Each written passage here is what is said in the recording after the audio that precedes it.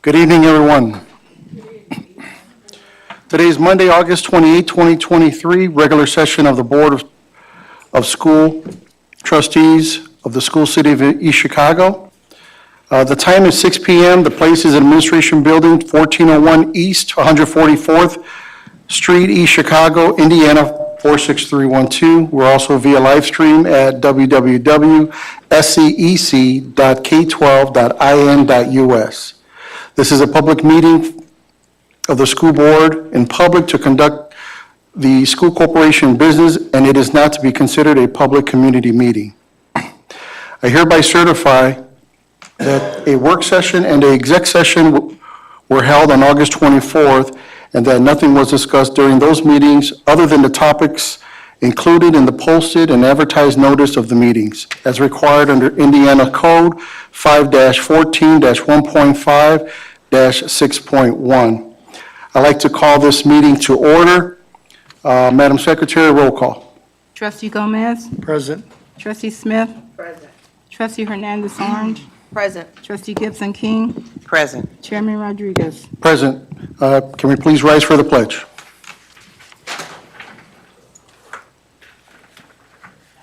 I pledge allegiance to the flag of the United States of America and to the republic for which it stands, one nation, under God, indivisible, with liberty and justice for all.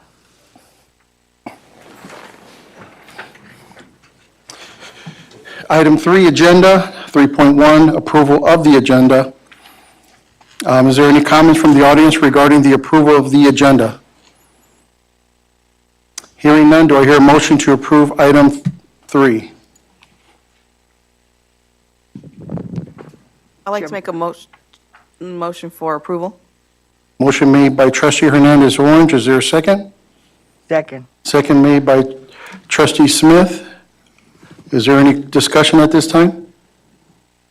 Hearing none, Madam Secretary, roll call. Trustee Gomez. Yes. Trustee Smith. Yes. Trustee Hernandez Orange. Yes. Trustee Gibson King. Yes. Chairman Rodriguez. Yes.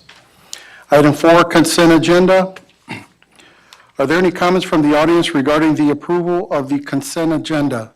That includes 4.01, minutes of the regular session board, 5-15-2023, 4.02, claim docket, 4.03, personnel report, 4.04, distribution of payroll, 4.05, fundraiser, And 4.06 donation. 4.02. 4.02. Ma'am, if you can just stand up to the podium, state your name and address.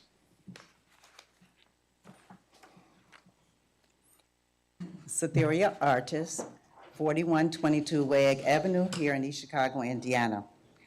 I want to bring to your attention page 41, the Perkins monies that's about to be voted on to be dispersed. The reason I'm bringing this to your attention is because myself and two other teachers wanted to go to the same conference and was denied going to this conference. The conference is not a 7-day Vegas, it's not a 7-day Florida, it's not even a 7-day San Antonio. It's Indianapolis overnight. And we want to know that what we got, the reason why we were not allowed to go, and these are veteran teachers, along with myself. The reason we got that we were not allowed to go is because we went last year. This is a professional development conference that's held every year, so it's different every year. So they said that also it was stated that the funding, the Perkins funding has been cut. So therefore, because of the funding being cut, we would not be allowed to go also because of the funds they didn't have that much funding left. They were able to take only 3 people were able to go. Then I come here and I see on page 41 is more than 3. Is 3. I don't have a problem with the 3 that's going. I advise anybody to go for professional development to go. I don't have a problem with that. My problem is I've never heard of anyone denying someone professional development, especially a teacher. So I'm asking you to consider that because that is wrong. This was an administrator that's putting their name in the pot over a teacher to going to the same professional development. That's wrong. Is there any other comments from the audience at this time in regards to the consent agenda? Hearing none, do I hear a motion to approve the consent agenda? I'm sorry, I was trying to understand. I do have a couple questions on a couple items. First off, I guess we have to approve it first. oh, I thought we already did. I'm Do I hear a sorry. motion to approve? Did you I'll want make a motion for approval. a motion made by trustee Hernandez Orange? Is there a second? Second. Second made by trustee Smith. Is there any discussion? Yeah, I have a couple of points that I would like to make. First off, just when it comes to the personnel report, I know we received a couple of updates. So for us, and I know we don't know what is updated. We get a notification of the item that's updated, but I couldn't tell you what was added, subtracted, if we need to have that highlighted in order to understand something, just so we could point out, because even if you go on to, unless you printed it out, then you'll never know what extra was added on. So as of right now, I looked at it, from the first day I looked at it, I couldn't tell you the difference of who it is unless it's actually highlighted. So my suggestion is highlight it within the personnel report, or B, follow that up with an email or something saying this was added on, so we could pinpoint, because it just depends how many times you look at it. So that's one thing. The second thing is on the claim docket. And I was with Ms. Simmons earlier, because the first item that I have in question are the payees for First National Bank. What page is it? There's a couple of, there's one on 7, and then there's some on 9 and on 11. So I bring this up, and I asked, first off, like I just asked her, I could get it removed, but it's already been paid, from my understanding, so that we wouldn't get audited and get a derogatory marking on our audits. But my problem is that we're putting it on a claim docket for us to approve, and I'm not sure exactly what we're approving, as in, we removed certain items for individuals who ended up going to a conference. At one point, there was like 5 going, but we ended up reducing it to 3. So, but the amounts that are on here, and again, I guess I have to do my homework and go look back and look, but we have to pay the same amount. We didn't get credited. You know, why are we paying this extra amount of money? So that's one thing. And for me, I would just like to report exactly, Ms. Simmons, we discussed this, but so she knows, of exactly what's exactly paid for. 'Cause when you look at the description, it just says, you know, airline tickets, Texas, Florida, whatever. I want to know exactly what we're actually paying. So that's that. And Dr. Mitchell, we could have that for sometime this week. And I did talk to Ms. Simmons, and she agreed to it. And we also have check number 113415, and this is all on page 37.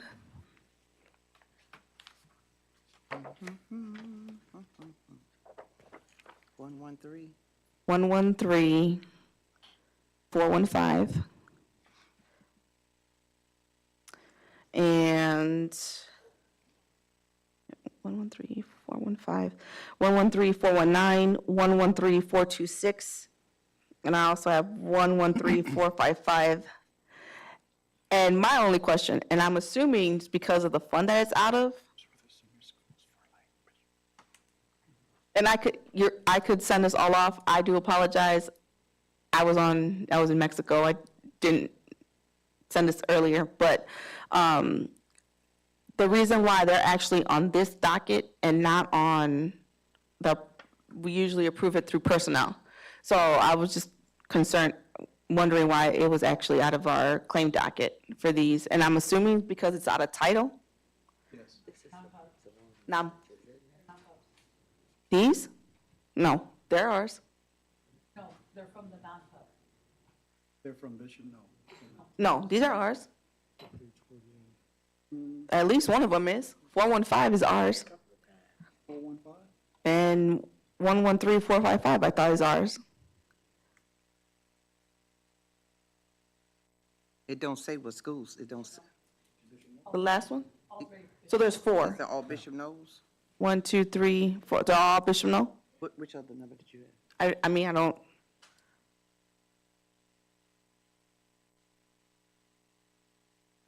And if I'm not mistaken, I believe we approved that at the last meeting, Yeah. correct? Yes. Yeah, okay. Yeah. He approved So it. this is on the claim docket for that. For- For what we approved on our last Okay. 2 meetings. I didn't go back. I was just asking why those were on there. Yeah, it was approved. And that's it. That's all. Yeah, Mr. President, I want to ask a question. Trustee Gibson King? Yeah, it was mentioned that some teachers did go, they approved to go for this professional training? Is that what you said? So are they on the claim docket to be approved to go? I want to know who the teachers were.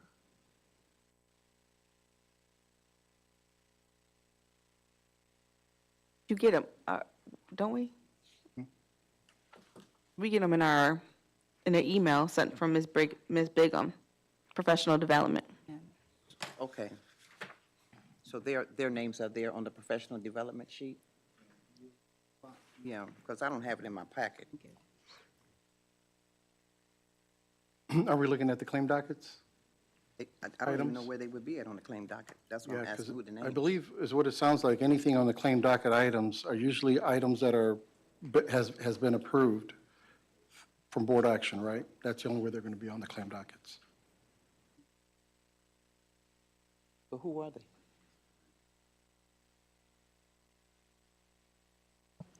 Ms. Askew, do you know who those individuals are, or where did you find it at, on this claim docket? You know, we have, That is Ms. Maren Lees. oh, the CTE? Yes, the CTE, but they haven't went yet. All right. Okay. Yeah, and Who are they? So, I can't tell you who the names are, but we'll definitely get those names to you. Okay. Normally, what happens when it comes to the professional development, as it originates from the schools, the principal usually has, the principal and the director of curriculum, they usually sit down and discuss who should go to that professional development, the reason why they need to go to the professional development. And they try to balance that with the, especially if it's during the school, during the school week, they try to balance it so that, that there's not a huge gaps during the school day, and we can still continue operation from an instructional perspective in the buildings. I'm not sure what the rationale is of why they chose some this time and didn't choose others, but I would definitely get that information from the principal as well as the director of curriculum to find out why they chose one group of teachers from the CTE and not the other group. But at this time, I don't have that answer for you. I'm giving it to her right now. It was in our emails. I found it. Okay. Thank you. Any other discussion? Yes, Mr. Chairman, Trustee Smith? Yeah, every month. on claims, on page 22, claim docket 61817, I see it was a purchase for class furniture for Central High School. What type of furniture? I'm just saying, is it desk or technology or something like that? It's page 22. PD 8, Who was the first 828. person? Who was the first person? From Diane Pickle. Yeah. No, let me go back. Yeah, it's the Quill Corporation. See it? That's Grayling name was on here. That's not. It ain't. From that Quill Furniture, there was, at that time, when the director of secondary education at the time had dollars that was allocated to redo a science classroom, so she ordered chairs, desks, and various things like that for classroom furniture. If you want, some of the furniture is still in the hallway here, that we have to get to the building where it can be best used. But yes, there was classroom furniture, desk, chairs, things like that. Any other discussions? One more.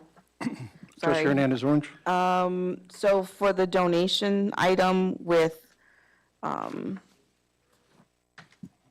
for the K. Hardesty Foundation, I know it states that we are giving tennis shoes to East Chicago residents or East Chicago students. That's what the donation is going to be used for, to give to East Chicago students, correct? Yes, those, that was a part of those dollars that came in from the K. Hardesty Logan Foundation, that's what you're speaking of? Yes, there was a portion of those funds that was allocated for the coordinator of the Wow Fest to provide shoes for our students that's in the school district. They had to be East Chicago residents. I believe many of those students were McKinley-Vento students.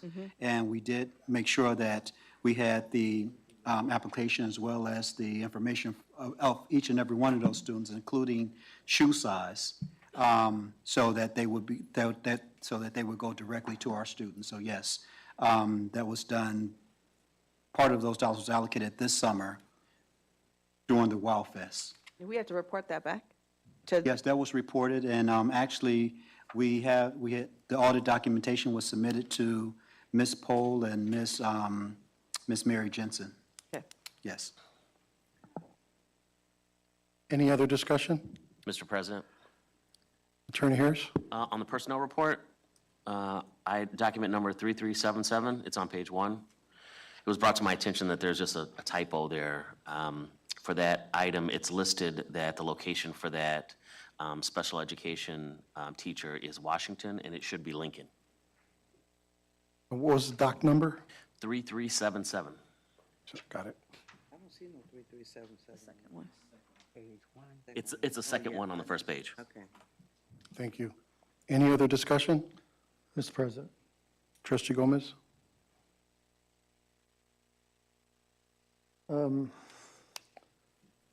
I too have some questions on the travel that trustee Hernandez Orange mentioned. Each one of these has an ISBA fee attached to it. What is the purpose of that fee?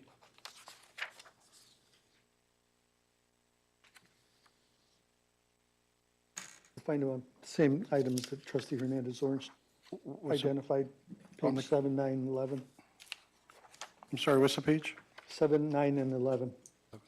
Oh, yeah.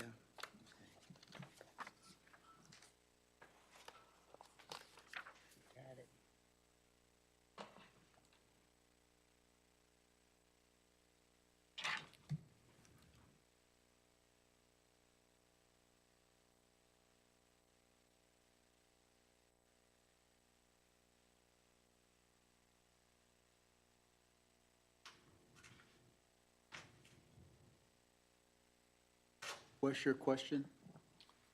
There are 4 items that are identified in those 3 pages that have ISBA fees attached to them.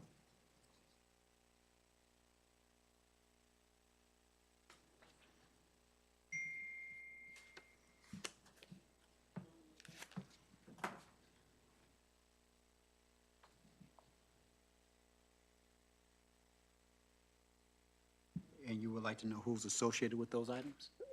Yeah, there's different fees. There's one's at 109, the other one's at 250. Why the differentiation in fees?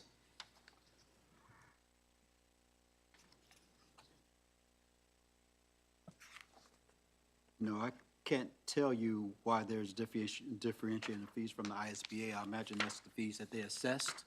It looks like one is at 250, the others look like at 109. And I really can't tell you that. Do you know why there's a different fee assessment from the Indiana State? Yeah. So those fees are usually assigned by the organization. We don't have any control over what that fee is.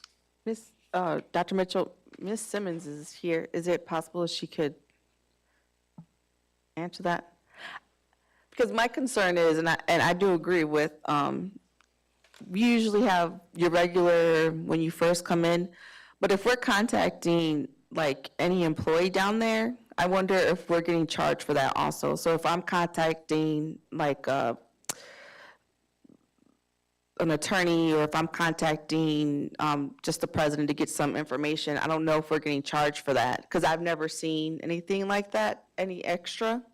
Or if we're asking for documents, or I know usually there's a book that someone gets for policies, or those might be charges.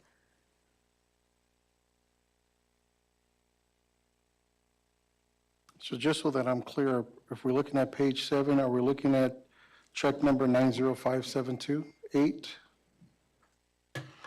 Yes. Okay. Yes, that's on page 7, page 9, and page And 11. 11. Okay. Yeah. Well, I can pull it up on my phone. Let me see.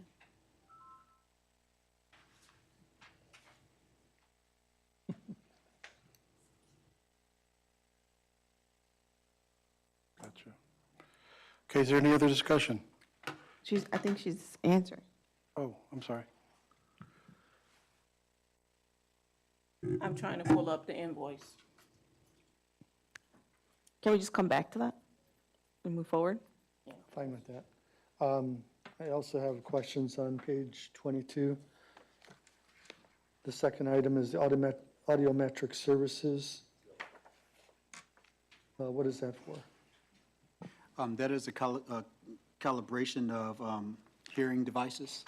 And so they must be calibrated ever so often to ensure that the integrity of the results are going to be valid and usable for our students to make corrective in the testing of their hearing. So we're testing students? We're calibrating the devices that are used to test the students.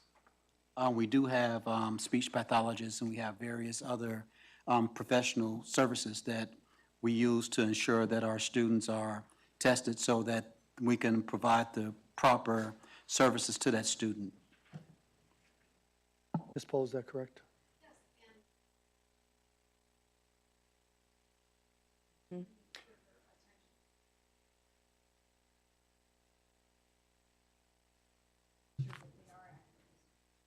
So who's testing the students? Nurses. Okay. Speaking of nurses, 3 items down from there. There's the AED batteries purchased for fitness center / cleat building at $855. Yes, with those batteries, those are for defibrillators that we have, and those batteries were replaced. All batteries have a useful life, and those useful lives will come to an end, and we needed to make sure that our devices are all working and work proper working order, and a lot of that comes to replacing those batteries to ensure that if they're needed, that they will be in operational order. So is there one for the fitness center and one for the cleat building? We have them throughout the district, and yes, there's one in the fitness center, there's some in just about, in all of our buildings. We do have them throughout. And then I know that, very familiar with AEDs. They're supposed to be signed off by a medical doctor. Do we have who's the MD that signs off on this? I'm not sure who exactly that MD that signed off on them, but right now, I do know that we work really closely, and I don't know, and I don't want to make an assumption at this time, but yes, there was a medical doctor that signs off on those to ensure that, again, that we have the equipment that we need and it's in proper operational order. Dr. Mitchell, just to chime in, I do know about the AEDs, and we actually ended up getting grants for them for the athletic office. We actually got several grants when I worked there. And we didn't have to have anyone sign off on only the grant saying that we were going to be in use, and you don't have to have it every time you actually do add on new batteries or anything like that. For example, for certain areas, you have just it goes through a contractor and they make sure that it's on par. But I don't remember correctly, but I want to say we have at least 3 or 4 in the athletic area on that side, and one travels. I want to say it's 3.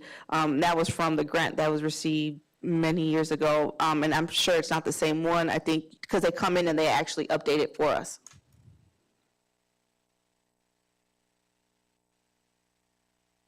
Any other discussion? Yes, on page 29, the Lamar Company's second item. The billboard that we have up there, this is a recurring fee that we have. The billboard that we have up there has been up there since June. I'd like to see that changed to something more current. The graduates have already left the building, if you will. So if we could update that billboard for this school year, I'd appreciate it. And then a few items down from there is Maccabi Auto Supply.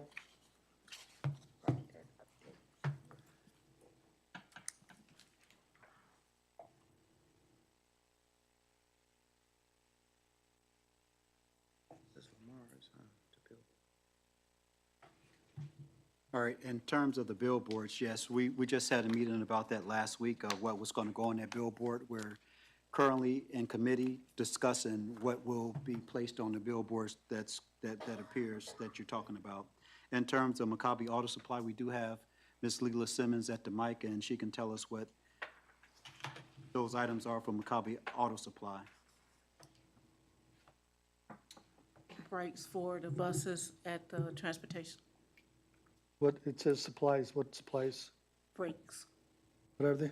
Brakes. Bus brakes. Yeah, there are other vendors in the city that are interested in becoming partners with the school district. How do they go about doing that? They're providing these same services. They would have to he would have to go out for a bid for it, to get it, to bring them in, or they could call the bus transportation department and Susie can take their name and pass along to our mechanics. Did you have a response on the other? I have the invoices here. Which invoices are we looking for? The ISBA fees.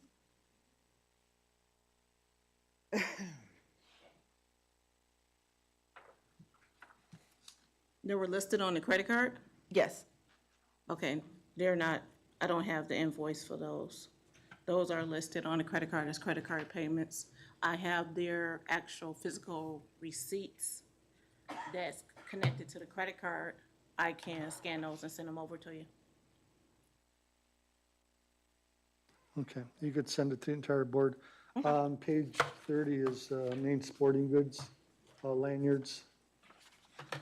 Those are the lanyards for the high school's IDs. So they do have physical IDs to walk in the building? And the IDs, do they have photos of the student? Okay. I'd like to get a copy Kids don't. of the overtime that we're paying to employees. Can you provide that to me? Which And the set, board? which set of employees? Any employee that's getting overtime pay? Overtime pay, not stipends or anything. just overtime that could- Okay. Any other discussion? Yes. Madam Secretary, roll call? Trustee Gomez? Yes. Trustee Smith? Yes. Trustee Hernandez Orange? Yes.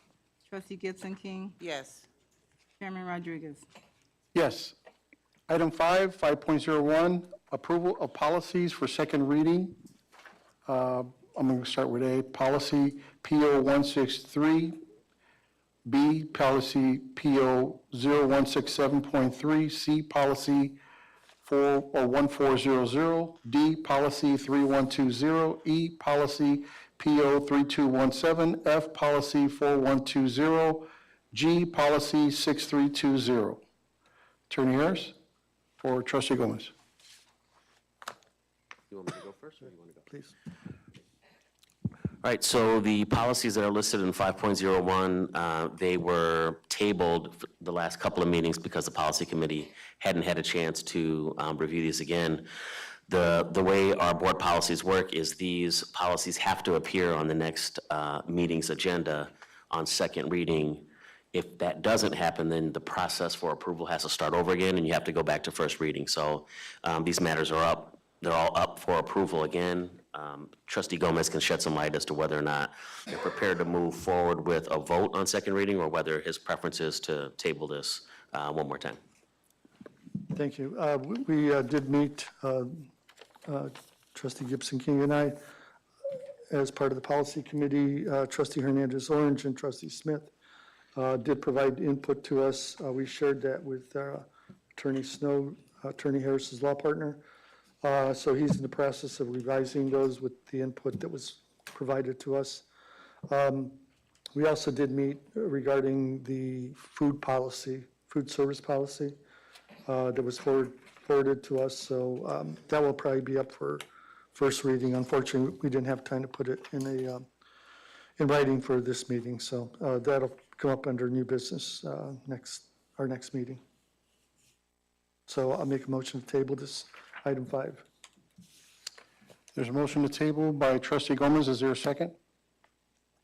Second. Second made by Trustee Smith. Is there any discussions? Mr. President, I don't know if you asked for comment from the public. Is there any comments from the audience regarding the table of policies for second reading? Hearing none, is there any discussion from the board? Madam Secretary, roll call? Trustee Gomez? Yes. Trustee Smith? Yes. Trustee Hernandez Orange? Yes. Trustee Gibson King? Yes. Chairman Rodriguez? Yes. Item 6, new business, 6.01, approval of MOU with the Department of Public and Environmental Health for school buses. Dr. Mitchell. Yes, the East Chicago Department of Public Health of Public and Environmental Health is requesting the schools, City of East Chicago, cooperation in the MAX prophylaxis transportation agreement. And this one, they're asking to utilize our buses to transport individuals to the health department for the health services that will be rendered. Are there any comments from the audience regarding the approval of MOU with the Department of Public Environmental Health for school buses? Hearing none, do I hear a motion to approve item 6.101? I'll make a motion for approval. Motion made by trustee Hernandez Orange, is there a second? Second. Second made by trustee Gomez, is there any discussion? Chairman Rodriguez? Trustee Hernandez Orange. I just wanted to add a bit of context, and I think it's going to be for all the next three items. So in an effort for just, there's, I guess, the city's working on getting emergency management plans in order for the city if there is some type of catastrophic situation. And because we hired on somebody who actually is working for the city in regards to this emergency management, we ended up they're working with MOUs with the school district for, one, to be able to move individuals if need be, as well as for safety areas, large safety areas that are needed. Again, this is just an effort to make sure that if a catastrophe hits the city of East Chicago, then we're all working together to make sure that we are getting our residents to a safe space and wherever, I guess, health items are needed. Is there any other discussion? Are you asking to consolidate 6.02 as well as 6.03? Or do you want to keep it separate? I think it's separate just because of its locations. Okay. Madam Secretary, roll call. Trustee Gomez? Yes. Trustee Smith? Yes. Trustee Hernandez Orange? Yes. Trustee Gibson King? Yes. Chairman Rodriguez? Yes. Item 6.02, approval of MOU with Department of Public and Environmental Health for Central High School. Dr. Mitchell. Yes, this is this agreement, they're requesting the use of Central High School site as a site where people can gather and make it easy to deliver services. And then, of course, the buses would transport. But this is for the use of Central High School as being a staging site for a mass event that may occur in our city. Is there any comments from the audience regarding the approval of the MOU with the Department of Public Environmental Health for Central High School? I'd like to make a motion for approval. A motion made by trustee Hernandez Orange. Second. Is there a second? Second by trustee Gomez. Is there any discussion? Madam Secretary, roll call. Trustee Gomez? Yes. Trustee Smith? Yes. Trustee Hernandez Orange? Yes. Trustee Gibson King? Yes. Chairman Rodriguez? Yes. Item 6.03, approval of MOU with the Department of Public and Environmental Health for Block Middle School. Dr. Mitchell? Yes. This is similar to 6.02, and this is the use of Block Junior High School as also a staging location for the prophylaxis if such an emergency response was needed. Okay, are there any comments from the audience regarding the approval of MOU for the Department of Public and Environmental Health for Block Middle School? Hearing none, do I hear a motion to approve item 6.03? Chairman? For approval. Motion made by trustee Hernandez Orange, is there a second? Second. Second by trustee Smith. Is there any discussion? Hearing none, Madam Secretary, roll call. Trustee Gomez? Yes. Trustee Smith? Yes. Trustee Hernandez Orange? Yes. Trustee Gibson King? Yes. Chairman Rodriguez? Yes. Mr. President, before we go to the next one, Attorney Harris? just one comment. It's not related to the actual approval, but I just noticed that 6.01 and 6.03, they're on an old version of the letterhead for the health department. 6.02 is correct. Just when these are executed, I just want to make sure that we use the correct letterhead for 6.01 and 6.03. like we did for 6.02. Yeah, because you got Brown still on here. Right. Thank you. 6.04, approval of substitute teacher daily rate pay. Dr. Mitchell. Yes, this is a change of substitute rate of pay. As you may recall, on last year, the end of the last school year, the paraprofessional pay difference for a para teaching in the classroom, that language sunset. And so this is new language to really support those paras as they, because the language sunset, that separated the para from a long-term sub before they were able to do both. With the language that's in the CBA by that sunsetting, now they have to choose either one or the other. And so this pay change is those who choose to come out of the para CBA and go to a long-term sub position. It increases their pay to compensate for that difference. As you know, in the past, paras were paid $207.60 a day if they were doing the para sub.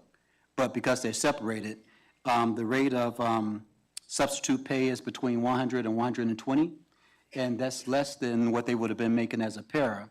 So we said a compromise would be to make that pay 150 to give them some type of relief coming out of the CBA and going into a long-term sub position that would definitely benefit our students, as they would have one teacher assigned at the beginning of the school year that would see them through until we find a full-time licensed teacher. Are there any comments from the audience regarding the approval of substitute teacher daily rate of pay? Hearing none, do I hear a motion to approve item 6.04? Make a motion for approval. Motion made by trustee Smith. Is there a second? I'll second the motion. Second made by trustee Hernandez Orange. Is there any discussion? Mr. President, Trustee Gomez? just so I'm clear, is this the memo dated August 11th? Yes, that was in a memo dated August 11th. We put yes, and then on the backside of that is the actual rate of pay. Okay. Any other discussion? Chairman, Trustee Hernandez Orange. just want to make sure this was discussed with our teachers. They're okay with the fact of what we ended up giving to our substitutes, or maybe this is an attorney question. Did they have to have conversation with our teachers? I think we should first find out, was there any conversation? It's not necessary, but Okay. I didn't know whether or not they did have a conversation. But no, it's not necessary. The conversation that transpired was between the board and the administration. These are not teachers per se, so that's an entirely different union. And so this was language that was put into the paraprofessional local 73. And that language, again, sunset at the end of, sunset on June 30th, 2023. July 1st of 2023, that's a new school year, academic year, and therefore we wanted to make sure that we didn't lose anybody at that time, and we wanted to at least put some relief in for those paraprofessionals that still wanted to be in a classroom, so that they wouldn't have a monetary loss so much. Again, coming out of the union, they did lose some benefits, but with the offset of that pay, it made it attractive to them. And plus, many of those teachers, they went into the long-term sub positions and also took advantage of our tuition reimbursement program. So we have 2 of them that will be completing their degrees in December. Sometimes it just takes a little push and a little incentive and motivation to get someone to do just a little bit more that will not only benefit their lives, but also the lives of our children. And I see the president of the AFT here shaking her head that this is something that I believe the teacher union was favorable of, because it caused a lot of consternation when we did have that language in the para CBA. One more. With them, I guess, long-term subs, in a sense, being considered the teacher for that classroom, if they wanted to do extracurriculars, how does that, where do they stand with that? Is that teacher first, then them, then parent. Just a thought, because one thing that I know is often said is that, well, it's the teachers, and then, we're considered a teacher, but we're not really a teacher. Will I be able to get those positions? I don't know if that was discussed. All right, well, we'll share this with you, is that we have, in our ECAs, there are some non-teachers that's doing ECA. Right. And those are usually chosen by the principal. But then we have many ECAs that go on field every year. And I think there's some that are very attractive to many. And of course, at that point, then it becomes an issue of, there's some process that's put in place where priority is given. I believe that priority is given to those licensed teachers who's been there longer with seniority. And then it falls down to the rest of those who may have interests that may not be in a teacher bargaining unit. Okay, sounds good. Thank you. Any other discussion? Mr. President, Trustee Gomez? on the backside of this, item 2, or I guess, what would be the difference between item 1 and item 2, other than long-term assignment? Is there a difference? Yeah, in terms of, yes, what a long-term, yeah, you have a substitute teacher, then you have permanent subs, and then you have long-term subs. A substitute teacher, they're going to float where they get in, where they fit in. A permanent sub is usually assigned to a building. A long-term sub is assigned to a building and then assigned to a classroom for the duration of the year. So that's the difference between our types of subs. So how was that number for number 1 determined, Number 1. 20760? Oh, those are retired teachers with a valid Indiana teacher's license.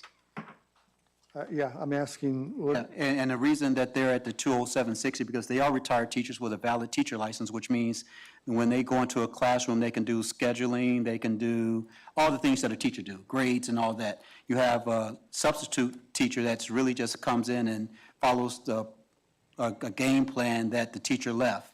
You have a permanent sub that's attached to the building that pretty much knows what's going on in the building and what teachers are doing, and they're able to come in and fill the gap and they just have a little bit more knowledge than those that are just substitute teachers. And a long-term sub, of course, they are actually work with not only the principals and administrators to make sure that they have what they need to be in that classroom, but they also get other support from instructional coaches and that to ensure that the instruction that they're delivering is going to be as best received as it can with someone that doesn't have a teacher license. you made mention of teachers having a little bit more in their toolbox, and so that leads me to number 2. At $120 for retired or certified teachers. I looked at another school district. What they're paying over there is $150 for that same classification. So I'd like to make a secondary motion to move that item number 2 to $150 for retired or certified teachers, particularly given that we had 13 teachers resign on the personnel report. I'd like to incentivize teachers to, particularly retired or certified teachers with, as you said, more in their toolbox to come back to fill those gaps that we have existing. So my secondary motion is to change the daily rate of pay on number 2 from 120 to 150.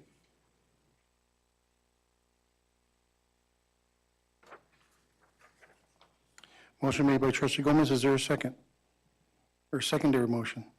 Made by Trustee Gomez, is there a second to his motion? Second. Second made by Trustee Smith. Is there any discussion with regards to the item 2 increase from 120 to 150?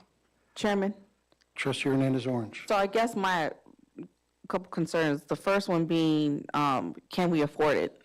We know what it is that we have in our district, so to make that, I'm not sure if we could afford that, number one. Number two, that incentivizes individuals to I mean, I'd rather have a teacher be in the school building every single day, not just get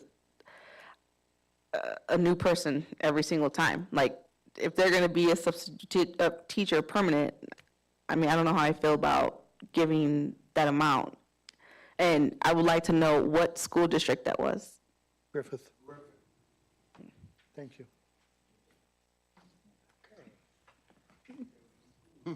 Any other discussion? Yes, Mr. President, I just got a question here for the, Trustee Gibson King? yes, for the non-degreed teachers. Now, will their parents know that these teachers have no degrees?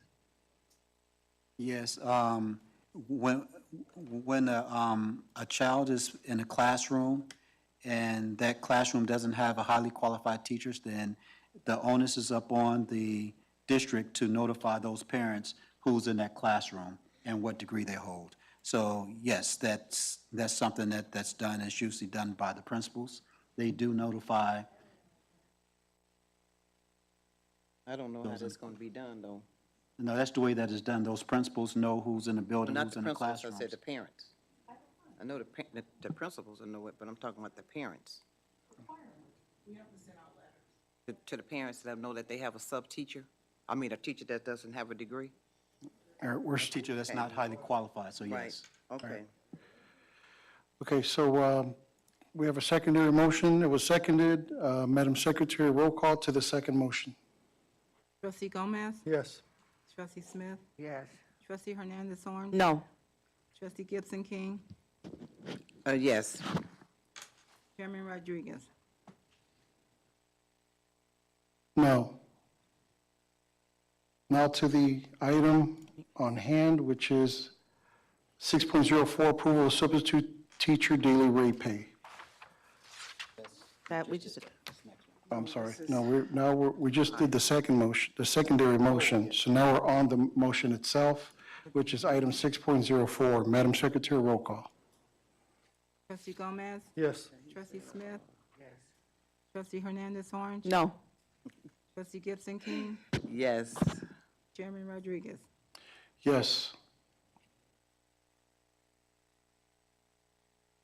Item 6.05, approval of the host agency for SCSEP, Senior Community Service Employment Program. Dr. Mitchell.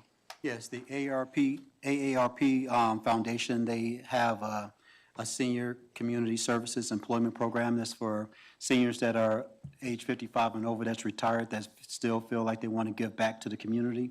They will pay a minimum of 18 hours a week for a senior that meets the income qualifications to do work within the community. As you all know, that we have many seniors that have been that volunteer with us, especially this year. We've had an abundance of seniors that's volunteering with us through the One Church, One School program. And this is an opportunity to turn those volunteers into paid employees, which means that we'll get a more dedicated individual and someone that will come every day. And, being present is something that we know makes a difference in children's lives, and this will encourage those seniors to be present every day to perform the service that the principals need. We're looking for them to provide services in not only helping with breakfast, but also with lunch, and also some mentoring throughout the day. Again, this gives those seniors who meet the income guidelines a wage that is paid by the ARP Foundation. It has no cost to the school district, and all we have to do is monitor the program. Are there any comments from the audience regarding the approval to be a host agency for SCSEP, Senior Community Service Employment Program? I make a motion for approval. Yes, sir. Please approach the mic and state your name and address. Thank you, for the record. I don't want to be compensated. Ken Monroe, 3831 Ivy Street. I have on this program that you guys are doing, I thought this program was supposed to be volunteering for the community. Now we're trying to pay them.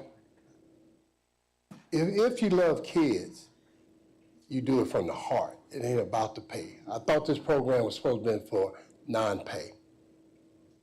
So tell me where it's going wrong at. Mr. Monroe, I don't think the program is going wrong, but when you have an opportunity to make someone's life better, whether it's a child's life or a senior's life, I think that we should take advantage of that. So yes, these, the seniors, they do volunteer right now, one church, one school. But there's a program out there that's offered by AARP, that if we sign up for the program, we'll be able to provide some level of wage to those seniors that will help them pay a few bills, right? Because you know that once you retire, usually you go to a fixed income, and a lot of times a fixed income don't fix everything that you need. And this would be an opportunity I to, understand that part, which is great, but are we helping the kids first or helping the public? they've shown their commitment and dedication by showing up every day, and they've shown up to our schools volunteering. And when I knew about this program, I reached out to AARP and asked, could we bring that into this? Yeah, you guys So got what- the idea out of Gary. I know where it come from. Well, actually, I've been working with this program for probably Okay. 15 years now. So it was before I even came back to Gary. But again, this program is a national program. And again, if we're not taking advantage of the programs that's going to help and benefit our community, everyone in our community, then I think we're doing our community a disservice. This is just one way that we can help our seniors. Okay, Make I'm ends all in meet. favor for that, but I thought everything was supposed to be for the kids first. Just want to ask a question. Well, We have let's, to have a motion. Yeah, go ahead. any other discussion, any other comments from the audience? Yes, ma'am. Please state your name and address for the record. Sylvia Alvarez, 4015 Catalpa, Face Coordinator for School City. My only question is, do they have to go to the same process like everyone, like our parents do, through the volunteer program, which is the application and the volunteer orientation? Yes, they have to do the background checks, they have to go through the same process. Again, they're coming in through the door, we discussed Okay. this, and those applications were placed with that, at the school buildings for anyone that's a part of that one church, one school, those retirees, yes, they have to go through the same process.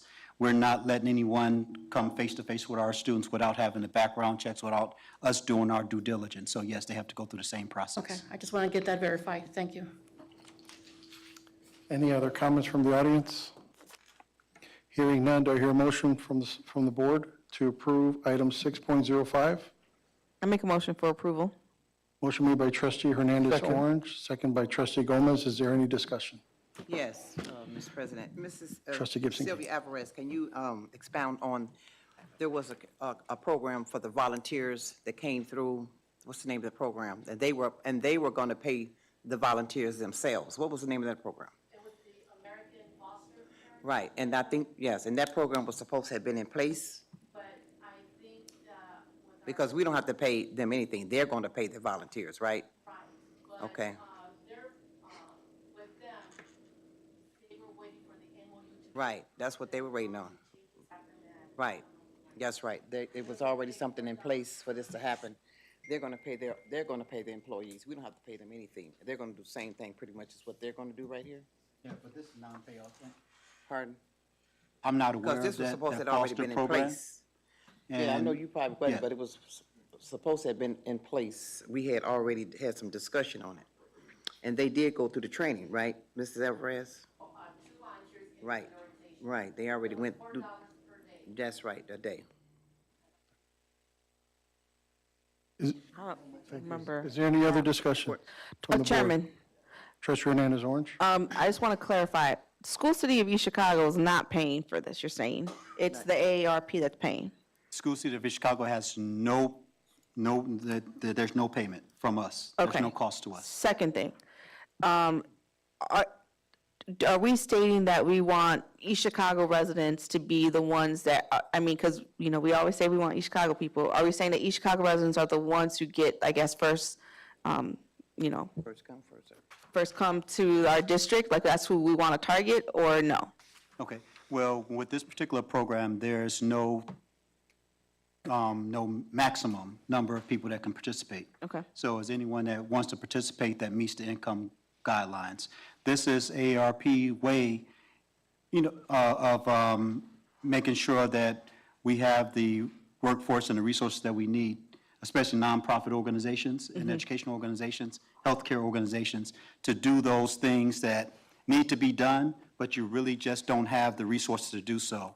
And that's how this particular program works, is again, is for those retirees that meet the income guidelines. If we want to put language in to say East Chicago residents prefer, but it really doesn't make a difference. They can come from anywhere because there's no minimum or maximum number of people that can participate. So what I would like to see on this agreement, one would be yes, East Chicago residents preferred, but also all the background check, all the necessary items that an individual will have to do to work with our students. I think that should be on the agreement, just so that we can know. That's my personal preference. The second, I don't know where I'm at, but what I want to know in regards to the program that Ms. Alvarez is talking about, this is the first time I've heard of it. I've never heard of it before. But with that being said, she has individuals who are in the AARP possibly, that age group, no? No, she, Well, just in case you do, she's able to bring in her individuals to do this too. Okay. right, because she don't have anybody that's that age. Yeah, Right. Right. AARP. Right. The AARP? For the other. Oh, the other one. This- The yeah, it same sounds thing for like- this yeah. one too. It's the same thing, senior. So I guess what it sounds like, if we do have Never heard of this. workers or seniors that are working, Never heard of they may qualify, the ones that are currently working with us. So any new applicants, we just have to go through a process where they go through the system with the school city as far as their background and all that. But once they're hired, they can participate in this AARP. Whether they get it or not, it's entirely up to AARP, of course, if they have a cutoff, but it sounds like a good program. They were supposed to be coming from the board. All right, Mr. Chair, is there any other discussion from the board? Trustee Smith? yes, I understand this particular process, but it's kind of like, if anyone's familiar with AARP, has started a whole lot of different programs to help in the community. They advertise it all the time, just like, I'm not going to say it's related to it, but it's basically the same thing.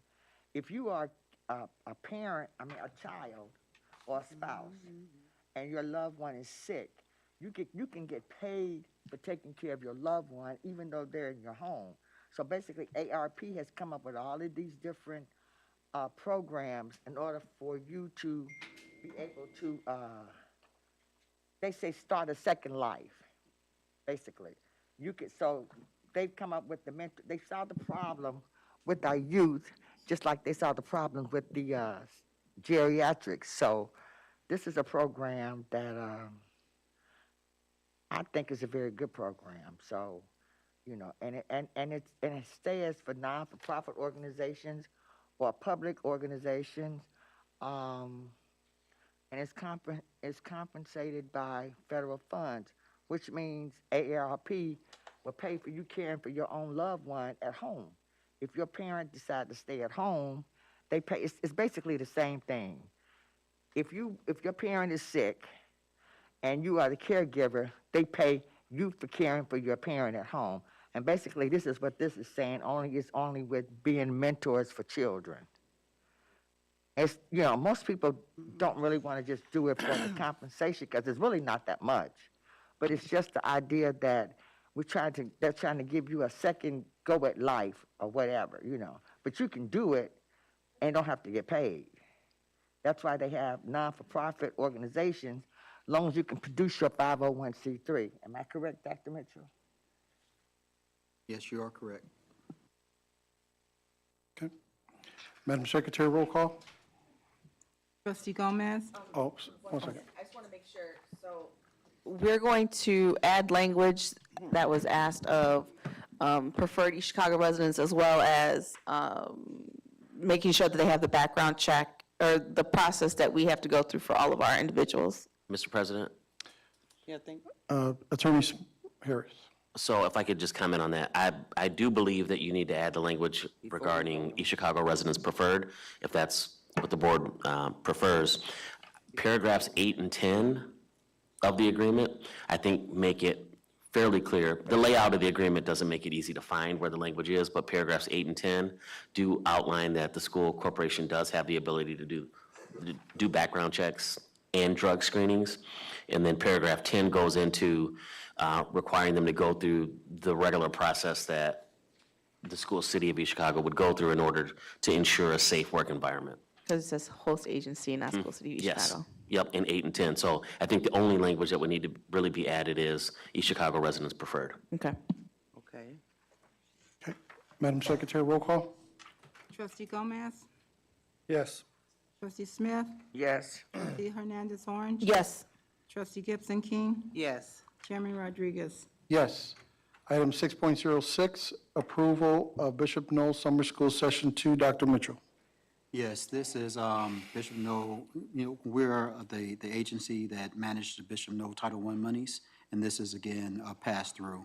Bishop Noel wants to pay for this individual teacher. Are there any comments from the audience regarding the approval of Bishop Noel Summer School?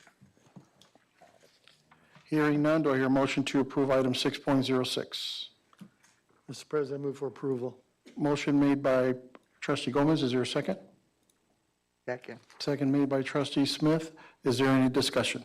Mr. President. Trustee Gomez. This is dated August 28th. It's for the summer school program, which was scheduled from July 10th through August 3rd. Why are we getting this now? This is when the Bishop Noel has requested those funds. They can request the funds whenever they want to request them, but this is when they requested them, and so now we're paying them out at this time. I understand these are being paid with Title I monies, but come to us after the fact. I mean, we could disapprove of this, correct? You can disapprove of it, but it's their dollars. And if right. you disapprove of it, then I imagine that you're probably going to be opening up yourself to some unwanted attention because they're dollars that, because they're a non-public organization, the government doesn't give them the dollars. They gave the largest LEA those dollars to manage for smaller organizations. And again, I don't think that we would want to engage in trying to prove something when, again, they probably had some process of their own of when they want to allocate dollars and when they want to request those funds. Normally, you do request funds after service is rendered, and so their summer school services have been rendered, and now they're requesting funds.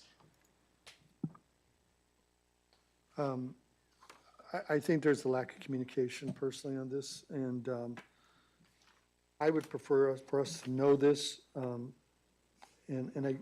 My point was that, yeah, we could deny it, and certainly there's the legalities to this, but just that this is coming to us after the fact. I don't recall ever getting one of these after the fact. And so if you could let Ms. Pastrick know that if she could give us more heads up, I know I would appreciate it. I won't speak for the board, but I know I would appreciate it. Okay. Any other discussion? Chairman, Trustee Hernandez Orange. not that I'm agreeing with Trustee Gomez, but I do know that when it comes to budgets, and if I have a certain amount of dollars that I know I'm getting from a certain budget item, and I am, having to pay for it, and if for some reason I had to use extra dollars for something else, and you kind of come up short, that might be the reason why it comes after the fact. I don't believe it has anything to do with Dr. Mitchell and the lack of communication by any means. I just think it's Bishop Noel trying to figure out where their dollars are coming from. And it's probably dealing with dollars within dollars, it's kind of tough. So I just didn't want that to fall on Dr. Mitchell's communication. I wasn't suggesting Dr. Mitchell's lacking communication. I think I explicitly said Ms. Pastrick. Is there any other discussion? Mr. President, Attorney Harris. If I could just make a recommendation, I think maybe if we implemented a two-step process for this, it might improve the communication so that when Bishop Knoll, for example, makes their personnel decisions at the beginning of the summer, before that session starts, if they could present the board with their personnel actions for the summer, and then later, the second step would be approval of the actual payment after the fact, that might address Trustee Gomez's concern. Yeah. And I believe the summer school session 1 was approved. Yes, it was. Yeah, we did that 2 last meetings school ago, board meeting. yeah. Approved. So, yeah, okay. Any other discussion? Madam Secretary, roll call. Trustee Gomez? Yes. Trustee Smith? Yes. Trustee Hernandez Orange? Yes. Trustee Gibson King? Yes, Chairman Rodriguez? Yes. Item 6.07, approval of software renewal, proximity learning. Dr. Mitchell. Yes, at our high school, we have a number of languages that are offered to our students. Proximity language is a learning management system that teaches our students to speak to speak Chinese. And this is, Proximity is the application that's chosen for that, and this renewal will be paid out of Title I funds.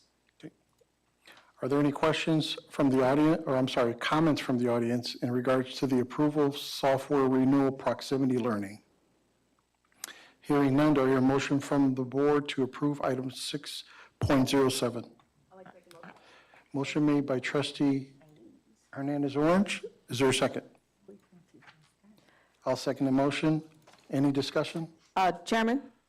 Trustee Hernandez Orange. I just want to say I'm glad that we're continuing with this program because we did have children who actually asked to have another language other than Spanish and/or French when we had French. Actually, I think one time they asked for Japanese. So I'm glad that we are taking the time out to get other languages so that they can learn, sorry. I guess I have a question for Dr. Mitchell in regards to the renewal. Is this a renewal of the software, or is this a new language for this? This is a renewal of the software. They've they've had this software for a number of years to do Spanish, to do Chinese. I keep saying Spanish, I hear Spanish in this ear, to do Chinese, so yes. Okay, because when I looked at the invoice, it does have the software amounts, which I thought were pretty high, but assuming that this is a renewal, are we only focused on that last section there where it says renewal subscription? Or we're looking at that total amount?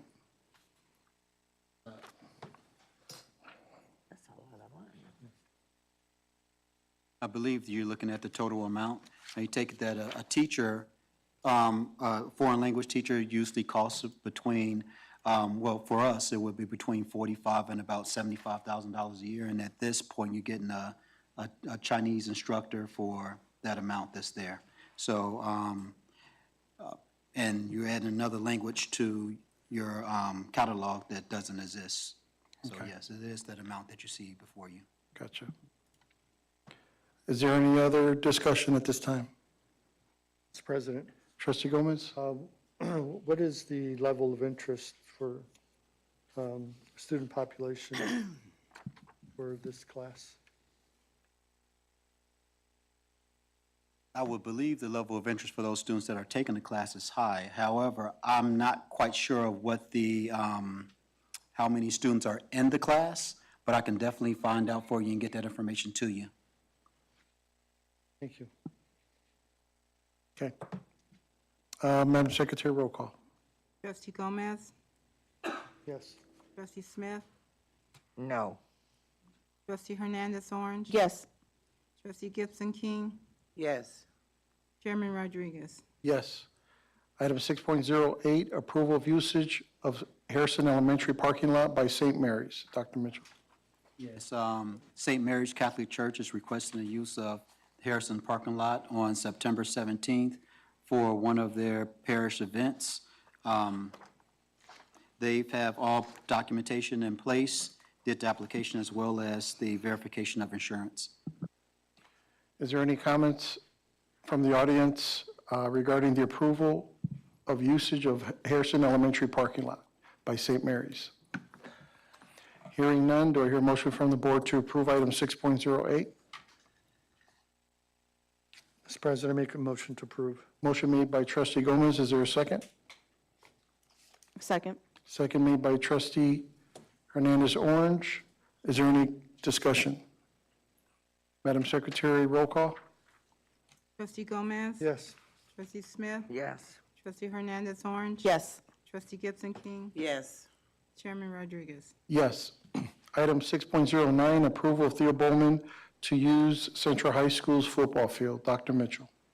Yes, Athletic Director Arthur Haggard of Thea Bowman Academy is requesting the use of the football field for one of their games on September 2nd, Saturday at 1 p.m. We do not have any conflicts with that field on that day, and they've worked closely with our Athletic Director, Graylin Gordon, to coordinate this. There's a rental fee that's associated with it, and this will not only benefit the students at Thea Bowman, but I believe also have a community benefit because there's another event in our community using our space. So, Mr. Gordon, if you would like to share with us, you can.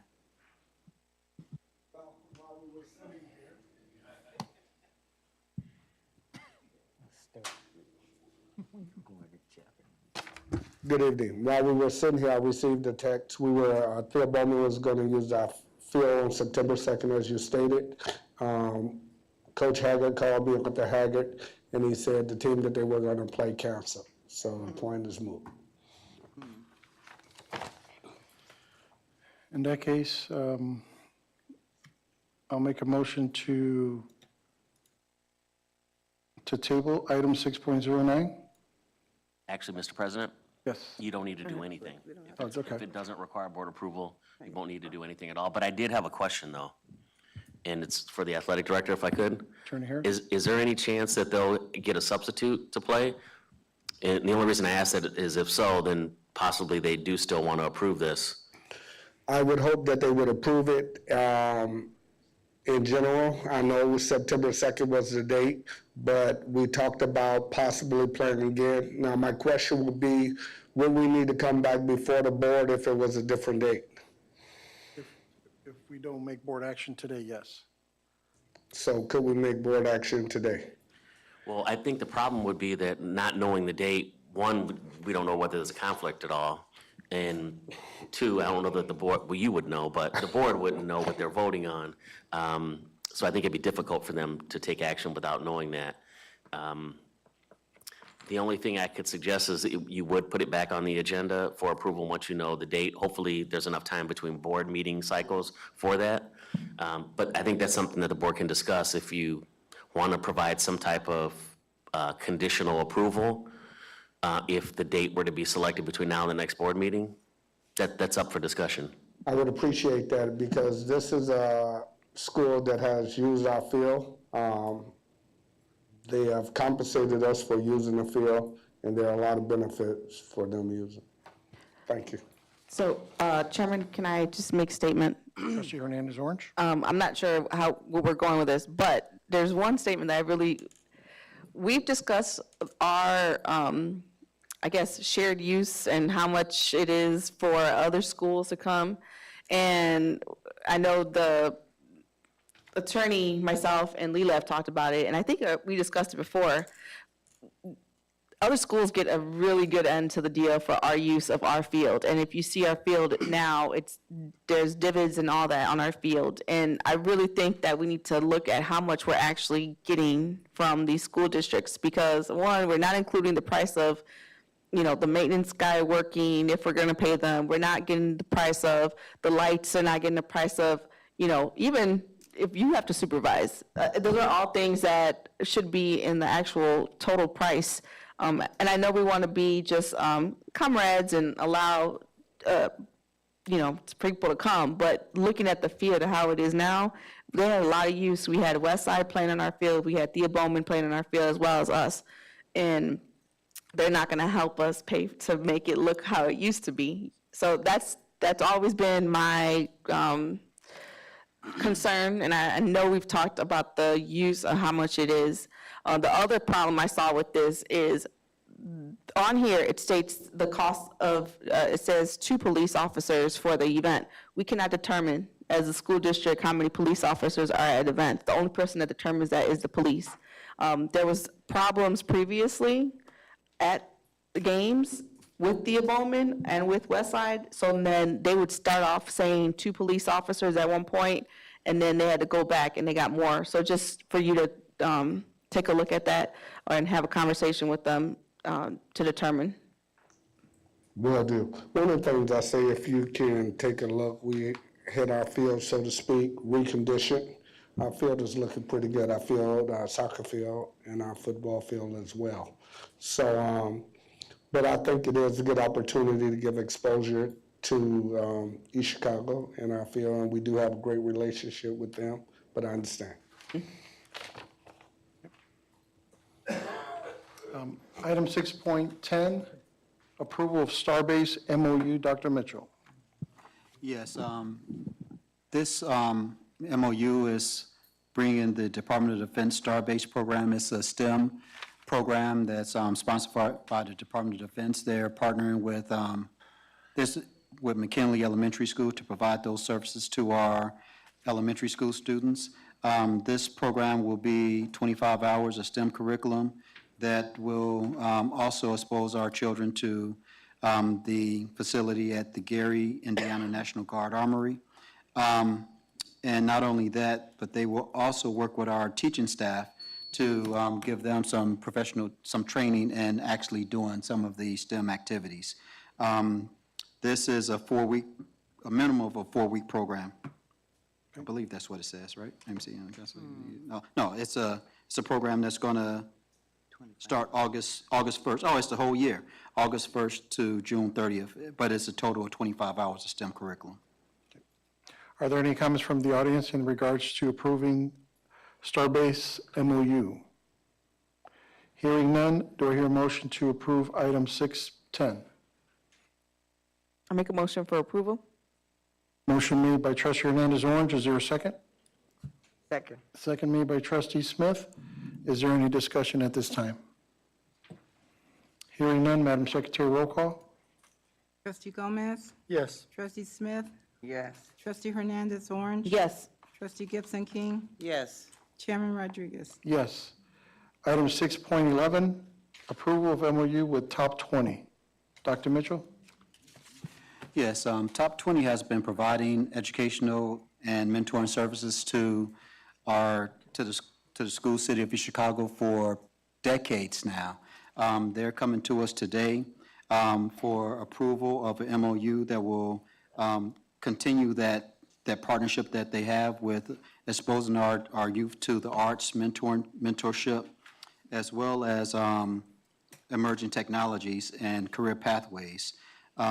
This is a year-long program, and they've provided not only the application and use, but also the proper insurance documents to support it, and that's what we have here. Are there any comments from the audience regarding the approval of MOU with Top 20? Please state your name and address for the record, please. Deborah Williams, 2114 Cardinal Drive, East Chicago, Indiana. And thank you, Ms. Diane Smith. Thank you very much. Top 20 has been around this is the 12th year. And for those that don't know, it was started, and I passed these out when I first came, by Mildred Ball, 1961. And we kind of lost our minds. She challenged us 12 years ago. We were having reunions. She said, what are you going to do for East Chicago? You're from there. The kids there don't have what you had, so what about getting above our butts and giving back? And that's what we've been doing. So today, you can look at the brochure. We provide mentoring and dance training and all of the genres of dance. As well, we've added some things. We do a cooking with math. That's at McKinley and Kirigash. Children and teachers love it. They learn elements of math while they're cooking. Another thing that we've added is a literacy program. Dr. Karen Bishop Morris, she's been awesome, coming over and helping us out, McKinley and Harrison. We want to do some more development and offering some programs at Lincoln and other schools, but those teachers and principals I haven't been able to get to. I hope I will, and I do want to thank the board and those members that helped us get this done. Thank you, Mr. Joe Rodriguez. I appreciate it. Thank you, Interim Superintendent Marlon Mitchell. Any questions? And we'll be at all the schools. Pray for us. Is there any other comments from the audience with regards to the approval of MOU with Top 20? Hearing none, do I hear a motion from the board to approve item 6.11? Make a motion for approval. Motion made by Trustee Smith. Is there a second? Second. Second made by Trustee Gomez. Any discussion? Chairman, Trustee Hernandez Orange. on the certificate of insurer, at the bottom where it says description of operations and locations, do we have to be put on there for the school city, or is just because it says certificate holder, we'll be good with that? I believe. Good question.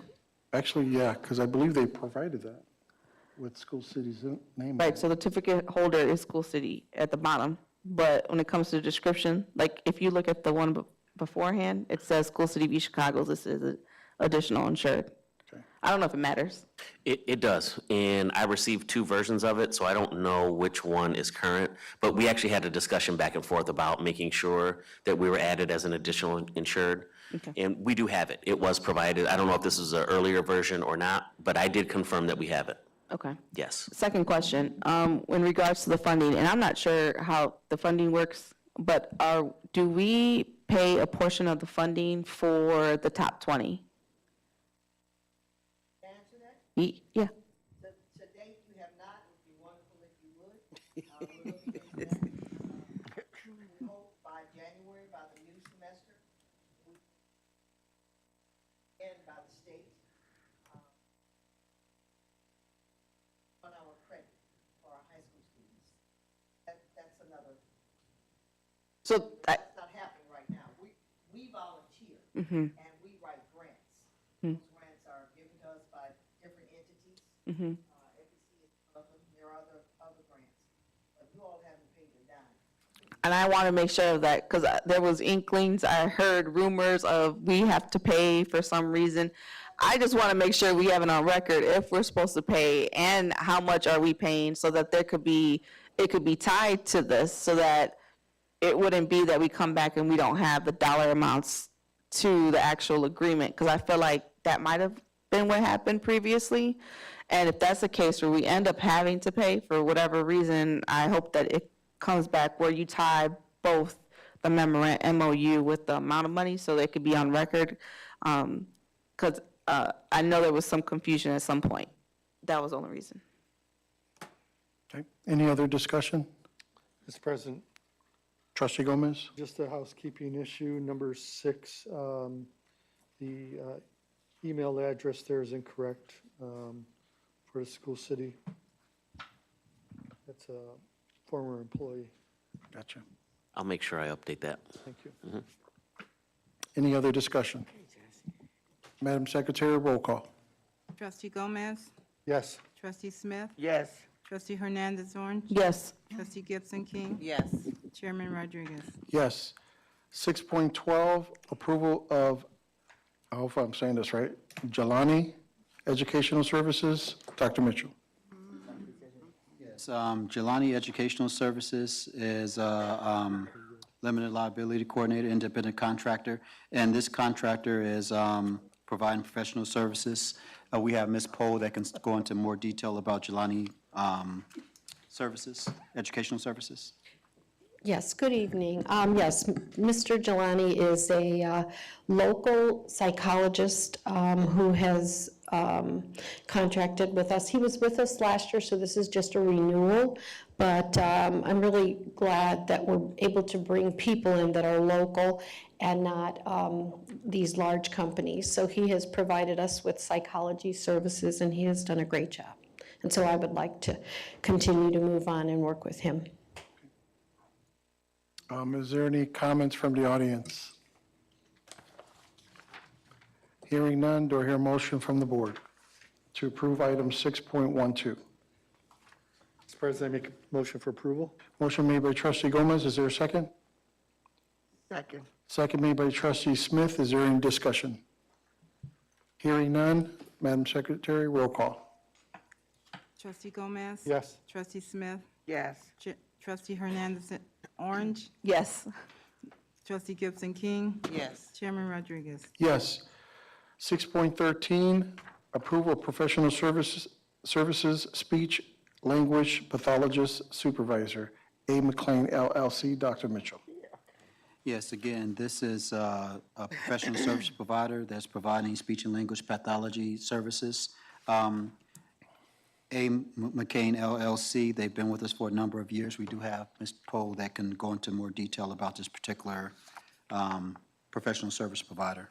Yes, Ms. Akelia McCain was previously with us for a while, and she is coming back. She's going to provide some support for our assistants and some speech services over at Washington Elementary and Block.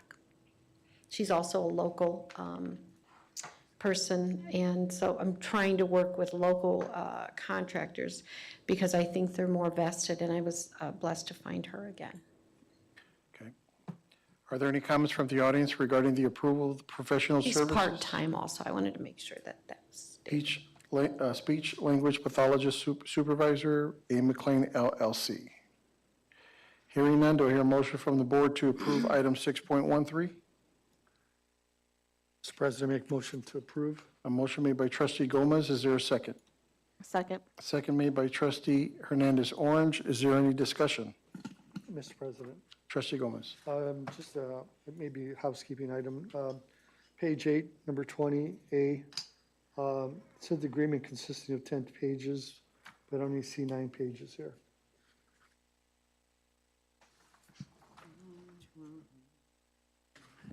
Yes, I think when this agreement was redrafted, it didn't take into account the total number of pages, so I'll make sure that that gets corrected too.